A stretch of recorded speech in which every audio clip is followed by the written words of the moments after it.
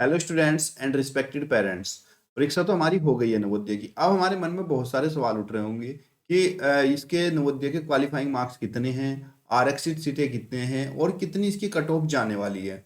और ये आरक्षित सीटें ग्रामीण में कितनी है, शहरी में कितनी है, ओबीसी, एसटी, जनरल, और कितनी इसमें लड़कियों की सीट जो है रिजर्व है, कितनी बॉयज की। ये बहुत सारे मन में सवाल अभी चल रहे होंगे आपके।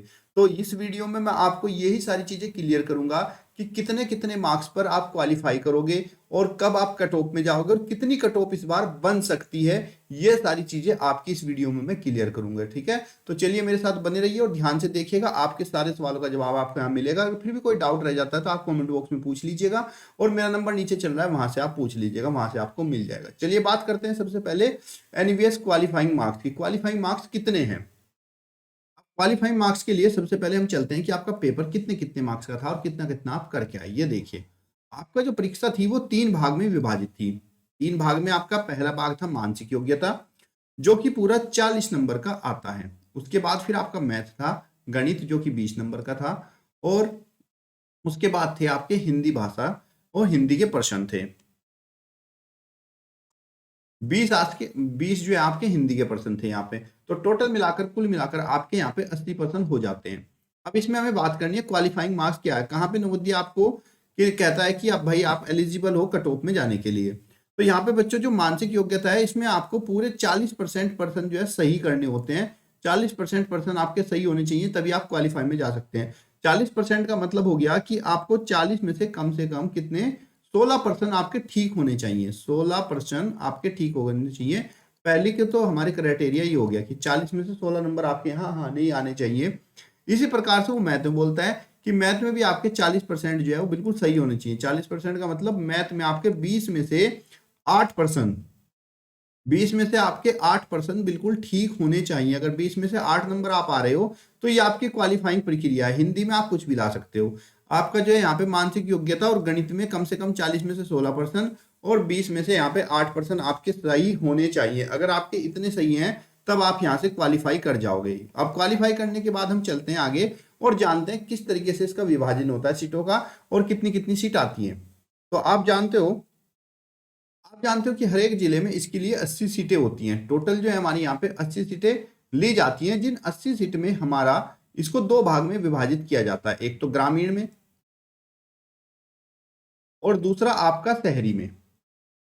शहर के बच्चों के लिए और ग्रामीण, रूरल और आपका अर्बन क्षेत्र में आएगा, ठीक है। अब ये रूरल है, ये आपका अर्बन क्षेत्र है। अब इसमें ग्रामीण और शहरी में जो परसेंटेज होती है, यहाँ पे बच्चों हमारे लिए 75% सीट, 75% जो है वो ग्रामीण के लिए होती है और आपकी यहाँ पे 25% सीट जो है शहरी के लिए होती है। मतलब कि आपका यहाँ पे अगर टोटल 80 सीट हैं तो 80 में से आपकी जो 60 सीटें हैं ये आपकी ग्रामीण के लिए चली गई और 20 सीट आपके शहरी बच्चों के लिए चली गई। अब क्योंकि यहाँ पे इसके बाद चलता है हमारा आरक्षण। और आरक्षण में क्या होता है, देखिए ये तो पहले वाला कैटेगरी हमारी हो गई ग्रामीण और शहरी में। अब यहाँ पे भी हमारे 3 तरह के आरक्षण इसमें चलेंगे। पहला हमारा ओबीसी के लिए होगा और फिर हमारा एसटी एसटी के लिए होगा और उसके बाद फिर हमारा जर्नल के लिए होगा। तीनों कैटेगरी में क्या क्या हमारा परसेंटेज है ये देख लीजिए। हमारे यहाँ पे ओबीसी के लिए जो है 27% मान्य है कि 27% सीटें जो है वो हमारी इसमें से ओबीसी की भरी जाएंगी। और एसटी एसटी की बात करें तो 15% सीट जो है वो हमारी एसटी एसटी के लिए रिजर्व हो जाएंगी और बाकी जो सीटें हैं वो हमारी जनरल पर चली जाएंगी, कि उसमें जो हमारा जनरल कैटेगरी रहेगा। इसका मीन्स ये है कि इतनी सीटें इनको देनी ही देनी है, चाहे इनके मार्क्स कम हो, जनरल के मार्क्स भले ही ज्यादा हो, लेकिन इतनी सीटें तब भी हमें इनमें से इनको भरनी ही पड़ेगी, 27 और 15। अब चलिए देखते हैं इनका कैटेगरी वाइज कैसे कैसे विभाजन करा होगा। अब यहाँ पे हमारे पास टोटल 60 सीट थी। 60 सीट में से जाएंगे हमारे ओबीसी के पास और इसमें से जाएंगे एसटी एससी के पास और फिर यहाँ से जाएंगे जनरल के पास। सिमिलरली यही विभाजन आपका इधर भी होगा, शहरी में भी यही कैटेगरी में बटेगा। आपका ओबीसी में जाएगा और फिर एसटी एससी में जाएगा और यहां से जनरल में। तीनों कैटेगरी आपकी बट गई। अब यहाँ पे अगर हम निकालें, टोटल सीट 60 थी, 60 में से ओबीसी के लिए चली गई 27%, लगभग यहाँ पे 16 सीट जो है 60 में से निकल गई ओबीसी के लिए। एसटी एससी का है 15%, तो मतलब यहाँ पे इसके लिए जो है एसटी एससी के लिए 9 सीट इसकी रिजर्व हो गई। 9 सीटें इसके जाएंगी, 16 9 कितने हो गए आपके 25। तो टोटल जो 25 सीटें वो इनको देनी देनी है। अब 60 में से आप 25 घटा लेंगे तो कितना बच जाएगा आपका 35 सीटें यहाँ पे जनरल को मिल जाएंगी। उसके बाद इसमें भी फिर से एक रिजर्वेशन होगा। यहाँ पे क्या है, जो 60 बच्चे हमारे हैं, इन 60 बच्चों में 1/3 जो है गर्ल्स होंगी। जो हमारे ये है इसमें 1/3 गर्ल होंगी। अप्रोक्स 33% जो है यहाँ पे गर्ल्स का कोटा रहेगा। इसको गर्ल्स को इनकी सीटें भरनी भरनी है, गर्ल्स को इतनी देनी देनी पड़ेंगी इनको। तो यहाँ पे हम देखेंगे तो 60 में से एक 1/3 हो गया, तो 60 का 1/3 आपका कितने के करीब हो गया 20 का। तो इन 60 में से बच्चों 20 जो होंगी वो लड़की भरी जाएंगी, 20 जो है गर्ल्स रहेंगी और 40 जो है यहाँ पे बॉयज रहेंगे। और यही सेम प्रक्रिया हमारी शहर के तरफ भी रहेगी। शहरी में हमने देखा भाई, शहरी में हमारा 27%, जो यहाँ पे टोटल 20 बच्चे थे, 20 बच्चों का 1/3 जो है वो यहाँ पे लड़कियां होने वाली है। तो 1/3 मान लो आपका यहाँ पे करीबन 6, 20 में से 6 जो है वो गर्ल्स रहेंगी, 20 में से 6 जो है वो गर्ल्स रहेंगी और बाकी के जो 14 हैं वो यहाँ पे बॉयज रहेंगे। 20 में से 6 लड़की यहाँ पे भरनी अनिवार्य है और 14 लड़के भरनी अनिवार्य है। और फिर यहाँ पे इसी तरीके से 27 15 और बाकी का जो है जर्नल, ये भी यहाँ पे कैटेगरी चलेगी। अब यहाँ पे इसमें लगभग 27% आपके क्या हो गए ओबीसी, तो 20 का 27% लगभग आपका 5 के करीब बैठ जाएगा।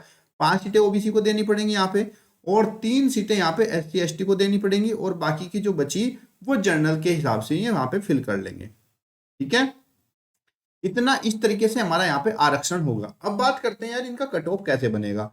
अब कट ऑफ की बात करें तो यहाँ पे देखो, यहाँ पे क्या करना होगा, जो ओबीसी का बच्चा है उसके लिए तो है ही, और अगर ओबीसी के बच्चे के अच्छे परसेंटेज हैं, ओबीसी के बच्चे के अगर अच्छे मार्क्स हैं, तो ये क्या करता है नवोदय, उसको जर्नल में ले लेता है कि अगर इसके अच्छे मार्क्स है तो उसको ऑटोमेटिकली जर्नल में चला जाएगा। अब इतना सारा डिस्ट्रीब्यूशन होता है 80 सीटों में से। देखो 80 सीटों में से इतनी सीटें इनकी चली गई, यहाँ पे जनरल के 35 रह गए और इसमें भी फिर नंबर वाइज इन 35 में इनकी कट ऑफ बनेगी और कट ऑफ के हिसाब से जितना भी चलेगा इसमें 35 ही भर सकते हैं, बाकी की तो इसमें भरनी पड़ेगी नहीं। अब बात करते हैं कि किस तरह के मार्क्स और कितने मार्क्स पर यहाँ पे आपके कट ऑफ और आपकी सीट यहाँ पे क्लियर हो जाएगी। अब बात करते हैं इसकी, चलिए देखते हैं।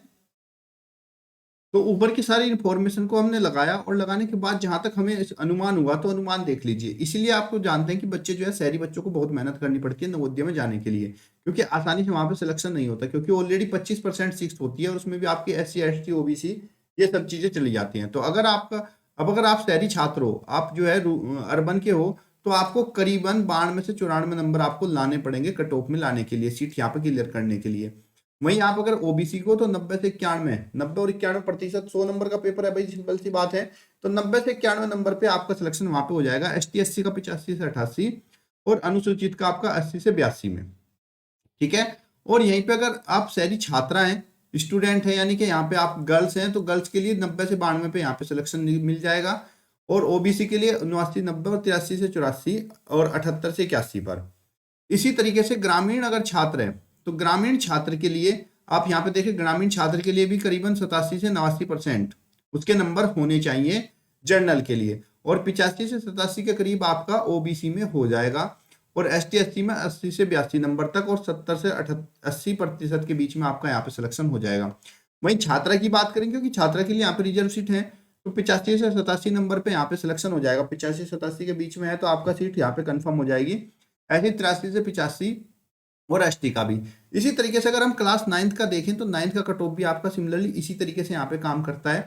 तो मुझे उम्मीद है कि आपको ये पूरा सिस्टम समझ में आ गया होगा कि भाई ये जो आपका कट ऑफ सिस्टम है किस तरीके से नवोदय काम करता है और किस प्रणाली के अनुसार वो आपको लेता है वहां पे। और इसके बाद भी अगर आपका कोई डाउट है तो आप मुझसे पूछ सकते हो, मेरा नंबर यहाँ पे नीचे चल रहा है और साथ ही कमेंट बॉक्स में भी आप पूछ लोगे, वहां से भी आपको जानकारी मिल जाएगी। और जल्दी रिजल्ट भी आने वाला है, तो मुझे उम्मीद है कि आपको पूरा समझ में आ गया होगा कि मिनिमम मार्क्स कितने होने चाहिए, क्वालिफाइंग मार्क्स कितने हैं और किस तरह से सीटों का डिस्ट्रीब्यूशन होता है। अगर आपको बच्चों अच्छी लगी है इन्फॉर्मेशन, डियर पेरेंट्स आपको अच्छी लगी है तो चैनल को सब्सक्राइब कर लीजिए, क्योंकि आने वाले नवोदय की तैयारी भी यहाँ पे आपको कराई जाएगी।